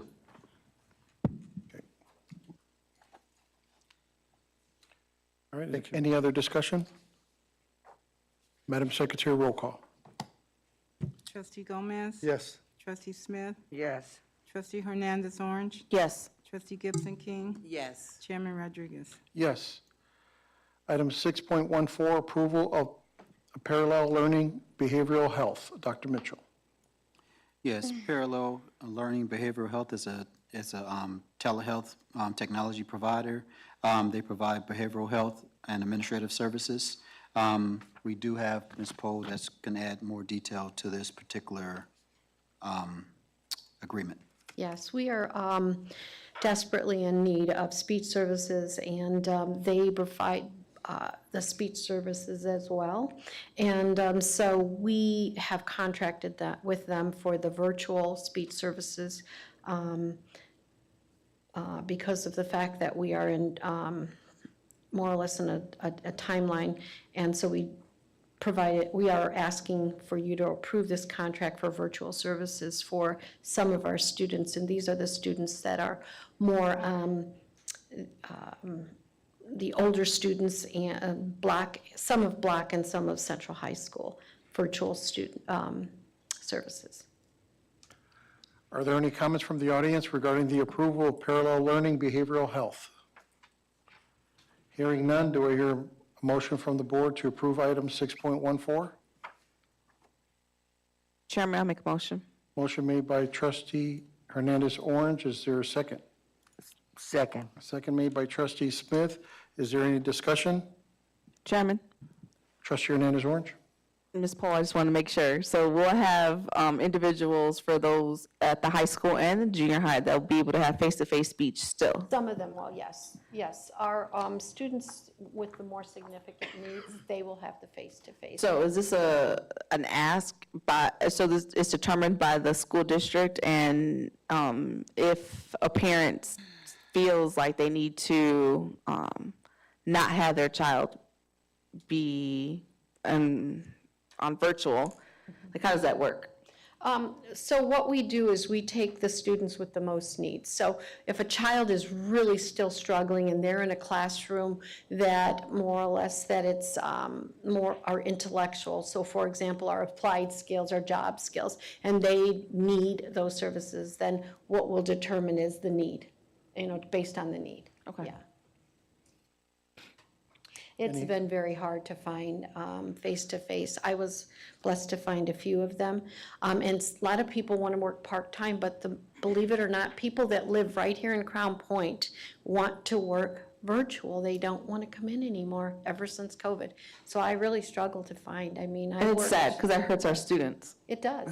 I would prefer face-to-face. We know that it's more effective. But I am telling you, I have sat in probably, even in July when I was off, everyday interviews, and they want virtual. Any other discussion? Madam Secretary, roll call. Trustee Gomez? Yes. Trustee Smith? Yes. Trustee Hernandez Orange? Yes. Trustee Gibson King? Yes. Chairman Rodriguez? Yes. Thank you. 6.15, approval of emergency telecommunicator certification course, ETC. Dr. Mitchell. Yeah, this is a certification course that provides a recognized credential. This particular course will take place on Friday afternoons for 2 hours at Central High School.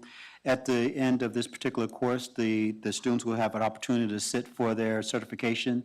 This certification will allow for them to work in like 911 dispatch centers and things like that. And this is being recommended by the Principal Abraham Brown. The cost is found behind the memo. Okay, are there any comments from the audience regarding the approval for the emergency telecommunicator certification course? Yes, ma'am. Yes, I want to know. Can you, and these are comments only, not questions. Okay, I want to know, how's the students, how many students were they told? She said it was 25. Does it state on there how many students? Dr. Mitchell?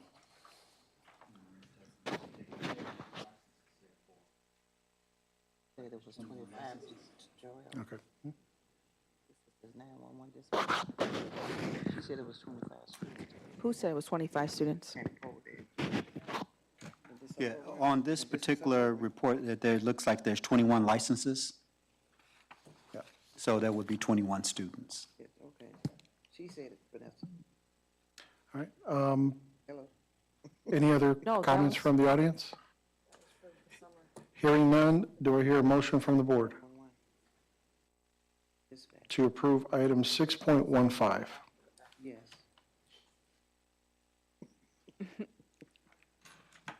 Do I hear a motion from the board to approve item 6.15? I make a motion to approve. Motion made by trustee Hernandez Orange. Is there a second?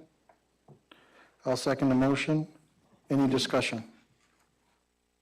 Hearing none. Mr. President, Trustee is Gomez. this side, so I'm assuming this is for two different bills here, invoice 1010 and invoice 1008? Yes, those are indeed two different invoices. If you see on the second invoice, it says that must be approved after services are rendered. It said next board meeting, but really that's after those services are rendered after October 13th. This will come back, the second invoice will come back before the board for approval.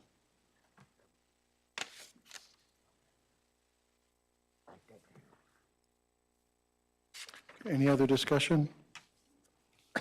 Madam Secretary, roll call? Trustee Gomez? Yes. Trustee Smith? Yes. Trustee Hernandez Orange? Yes. Trustee Gibson King? Yes. Chairman Rodriguez? Yes. Item 6.16, approval of district instructional technology and assessment coordinator job description. Dr. Mitchell. Yes, this is a job description for the, for a district instructional technology and assessment coordinator. The state requires us to have a test assessment coordinator for iLearn and iRead. That position is usually a standalone position. And if you look at Hammond, they have a test coordinator plus assistants. With our district, by us not having that many students, where we wanted to create another position that combined two positions together and then change the amount of pay as well as the job description. So what we felt is that merging the instructional technology and assessment coordinator was a logical decision to make, because they go hand in hand, and you can't do the testing without instructional technology. So it seemed to be a really great fit. And we can do this with a reduced cost burden to the district, because we're not having two employees, it's one employee doing both of these positions. And since testing only occurs at certain parts of the year, really our district, there's no need to have a year-long testing coordinator when we're only testing at two different points in a year for a matter of weeks at each time.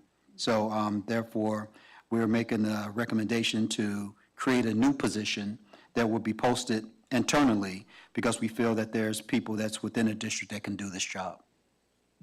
Are there any comments from the audience regarding the approval of District Instructional Technology and Assessment Coordinator job description? Hearing none, do I hear a motion from the board to approve item 6.16?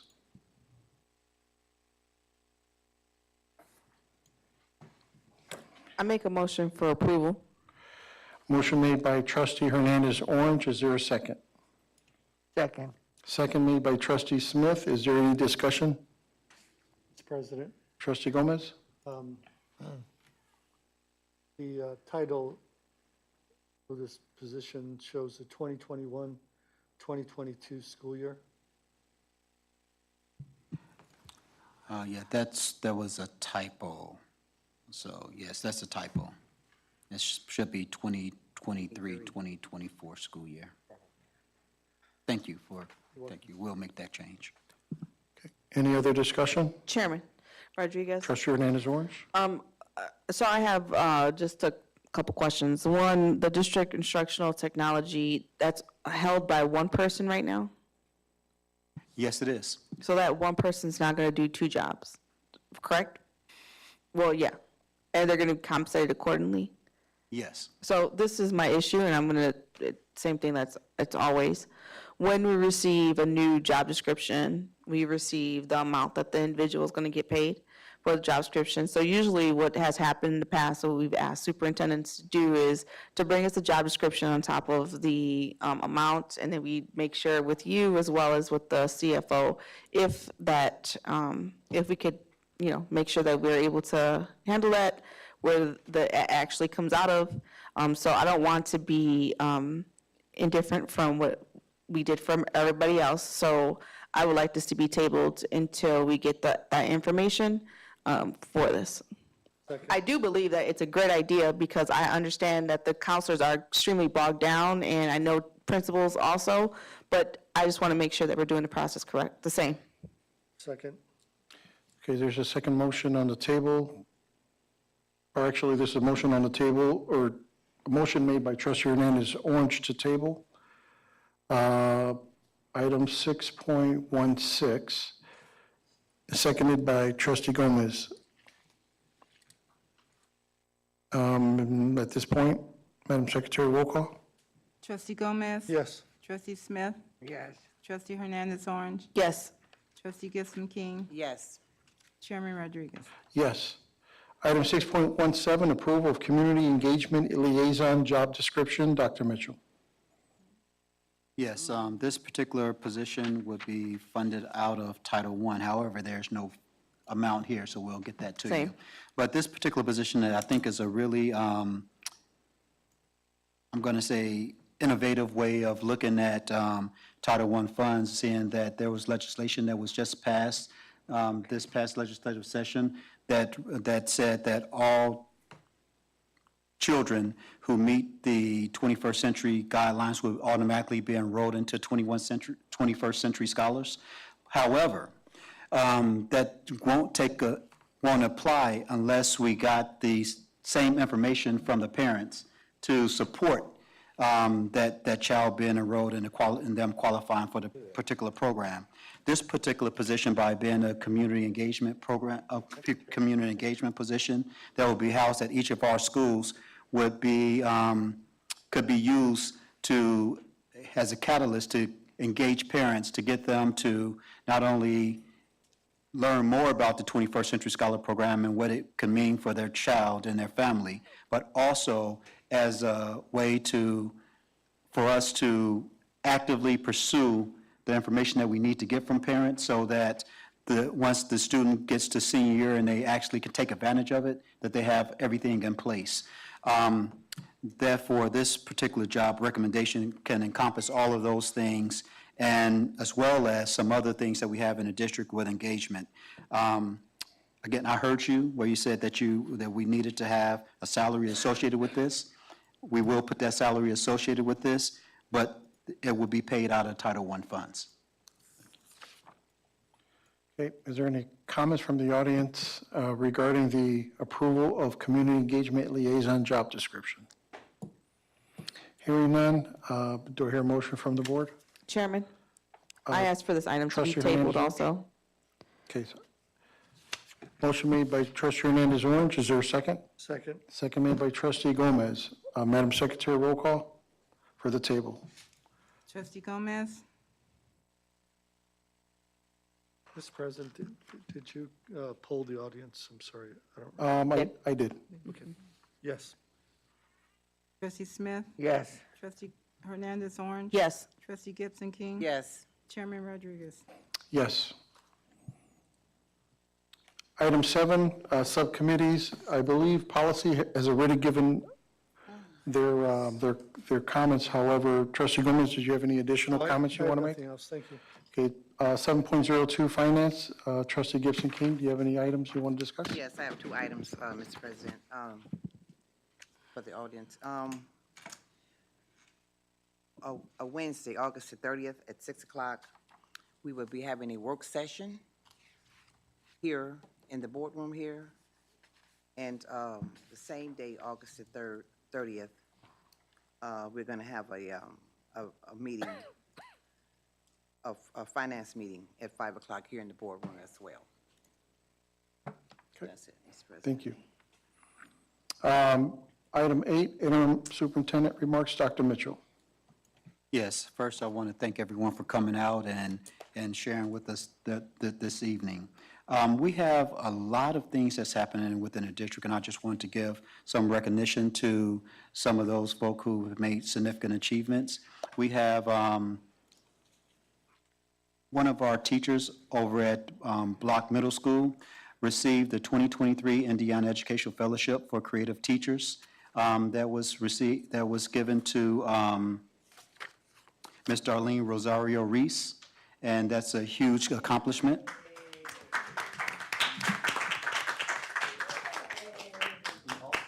We also have one of our administrators, a dean, Letitia Lott, has been accepted into this year's cohort of the Indiana Department of Education Administrators Training Program.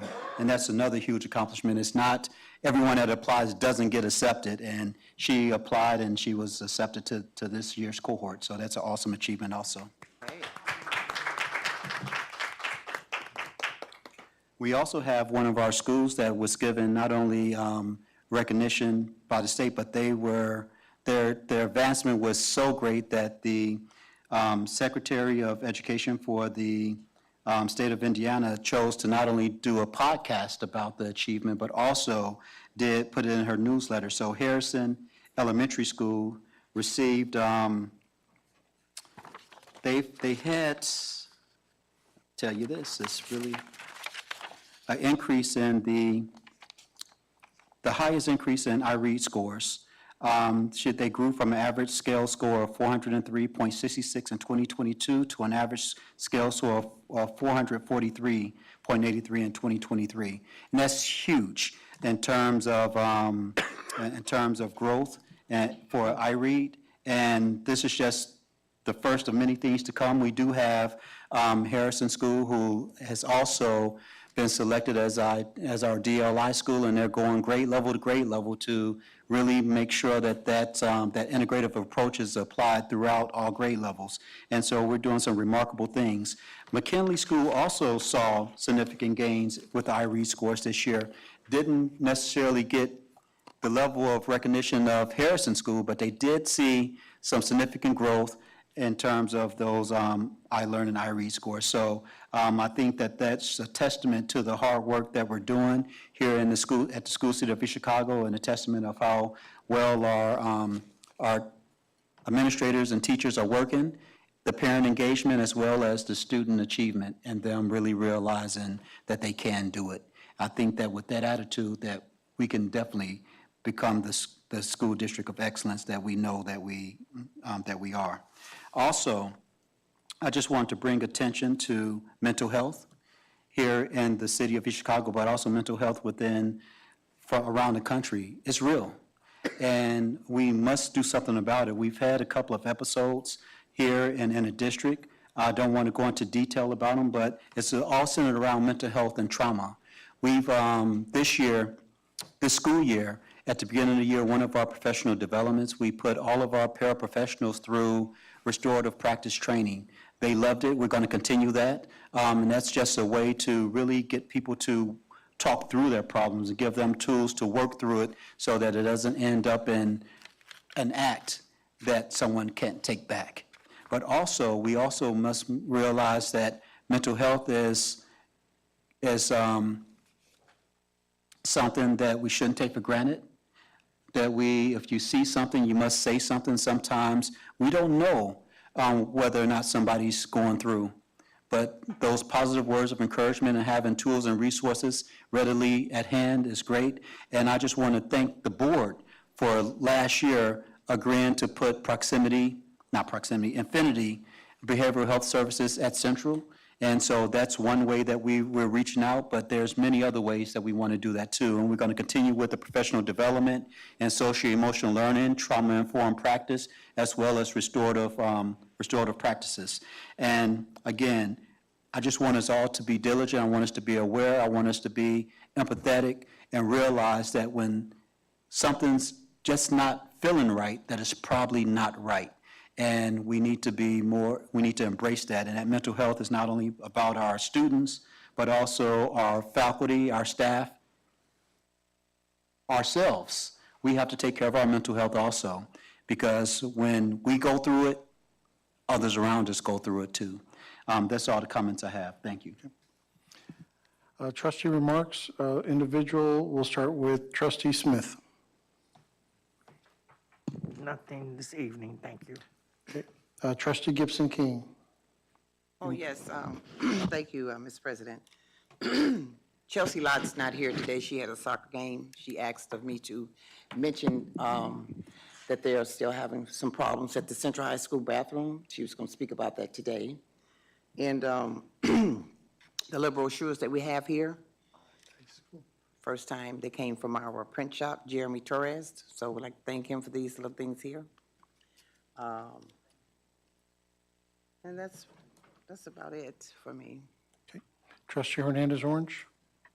Yeah, so, Ms. Gibson King, we've always had these since I was working. Well, I don't So know. you just finally got one. But that's all right. He's always been doing them, he's great. But it was okay for me to announce it, wasn't it? Absolutely, because it's great what he does. I really But appreciate that. I just want you to know, we've been had all that stuff done. And wait a minute, With and I'd like to that, mention Miss Williams' brochure too as well, okay? So maybe you might have had this as well too, I don't know. With that, I do want to make mention in the athletic department, we're finally back online, which is very important because I know people have been asking online on Facebook, when's what? But you could all, now on our main page, if you go to our main page, it's at the top. So thanks to our tech department and Mr. Gordon, I know he's said it's online now. So I'm glad that we all have access to that, so we're able to see up to date. And it's literally up to date because it's from the event link. So as soon as something gets canceled, you'll find out.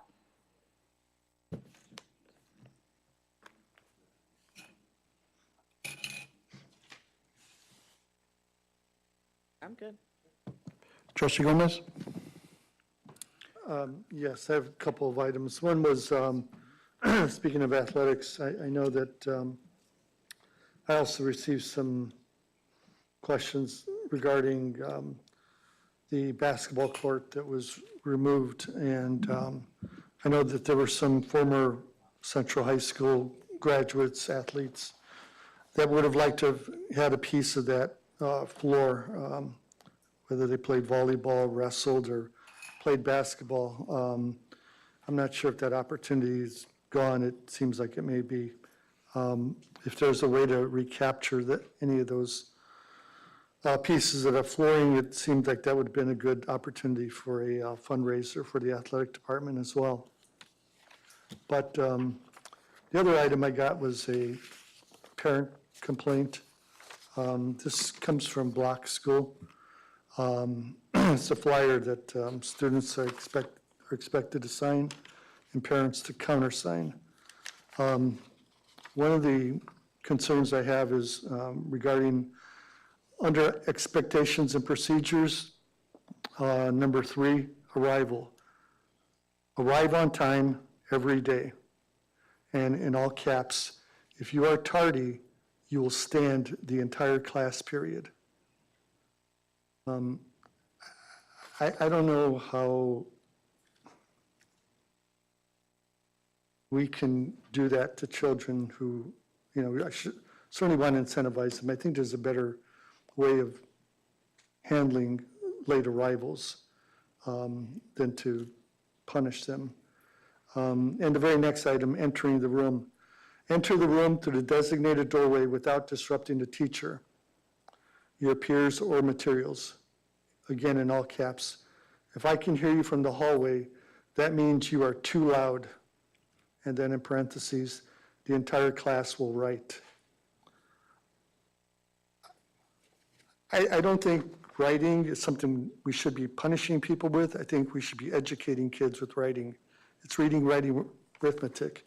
And I have a real issue with that, Dr. Mitchell.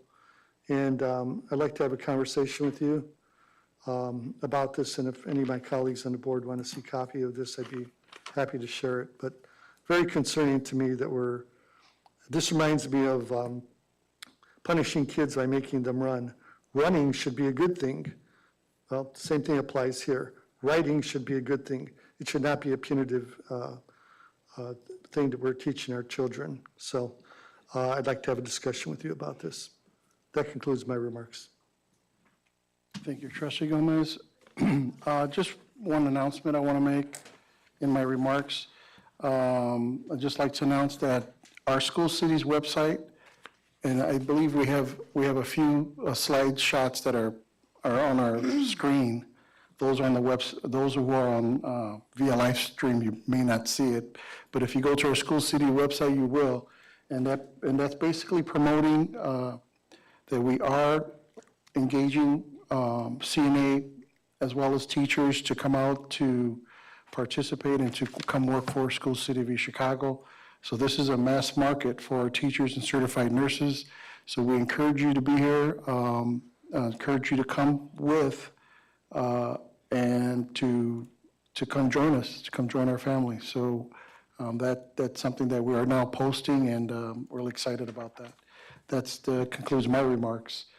Item 10, public forum. Attorney Harris. Yes, good evening, everyone. When you step to the podium, if you could please state your name and your address. Your comments will be limited to 3 minutes.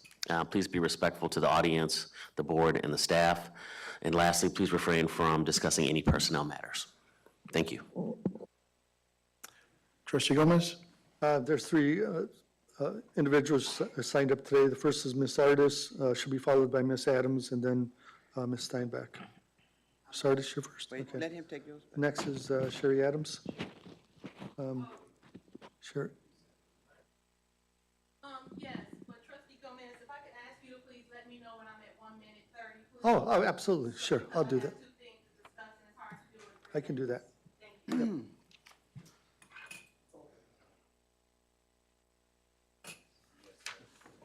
Hi, my name is Sherry Adams. I'm at 443 East Chicago Avenue. I've been coming to these meetings since May of this year. And when I first started coming, it was so packed in here.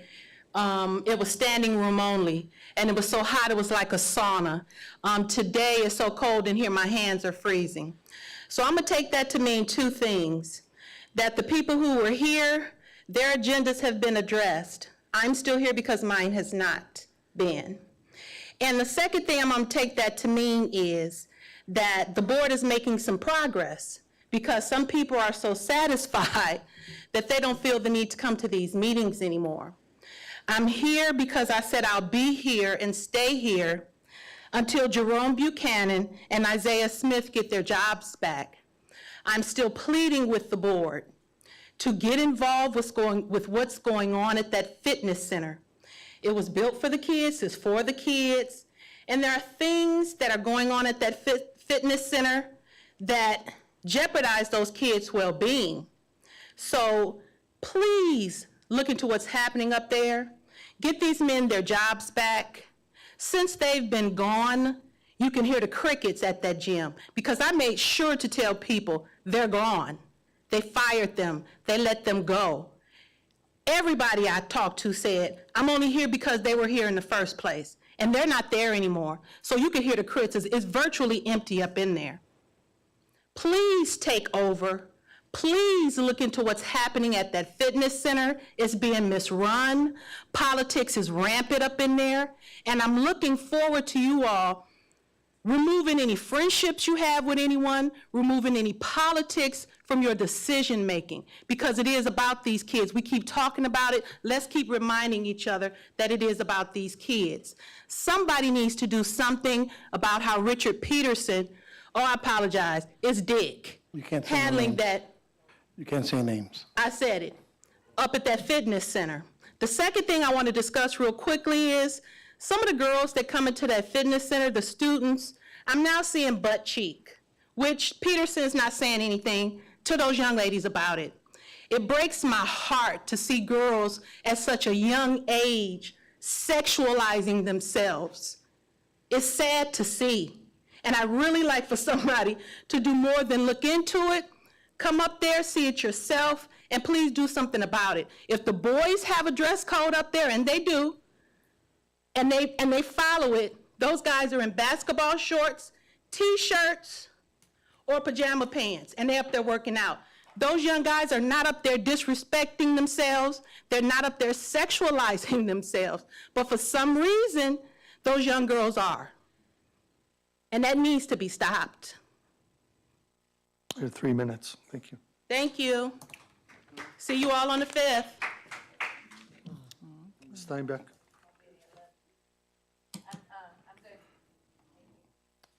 Mr. President, there's an individual who did ask, he did not sign up, though.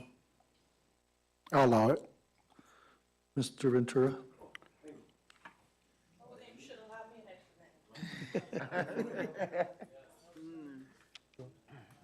Okay, Jim Ventura, 4935 Grasselli, East Chicago, Indiana. I want to make a comment. Dr. Mitchell, I think you're doing a fantastic job, beautiful job, and I want to commend you. I see the school board working good together. I also want to make a comment that I've been going to that fitness center for probably 20-some years. And that fitness center has got excellent equipment there, and it's free for us. And I'm hearing that it's going to close, which will be sad. And I'm standing here today to say that you need Isaiah Smith, Zeke, we call him Zeke, hired back. And I'm going to be coming here every time also, and I will get a lot of people to show up at this next meeting and pack it in there until Jerome Buchanan and Isaiah Smith get their jobs back. I think they're unfortunately got dismissed. Just for future, you can't say names. Oh, sorry, okay. But, you know, they grew up, the gentleman here went to school, to the school district, he knows the kids, they get along with them. He's an amazing individual, he's a Christian brother, and we need to get him back right away. I appreciate it if the school board could really look at this and make this emergency and get both of these gentlemen their jobs back. They deserve it. Thank you. Trustee Gomez? Trustee Gomez? That concludes the list of speakers. If a Wha- person's once- not sitting on the board, why can't you say their name? Attorney Harris, you want to respond to that? Yes, personnel matters just are not to be discussed between the board or the audience. The board doesn't mention names in discussing personnel matters either. But when does this become a personal matter? If I'm talking about my mother's health or my health, that's a personal matter. Not personal personnel. This is, okay, personnel matter. Okay. I'm still gonna say names anyway, you just have to stop. The next date and time of our next meeting is Tuesday, September 5th at 6 PM. Do I hear a motion to adjourn? Do I hear a motion to adjourn? I make a motion to adjourn. A motion made by Trustee Smith. Do I hear a second? I'll second the motion. Madam Secretary, roll call. Trustee Gomez? Yes. Trustee Smith? Yes. Trustee Hernandez Orange? Trustee Hernandez Orange? Yes. Trustee Gibson King? Chairman Rodriguez? Yes, that concludes our session. Thank you.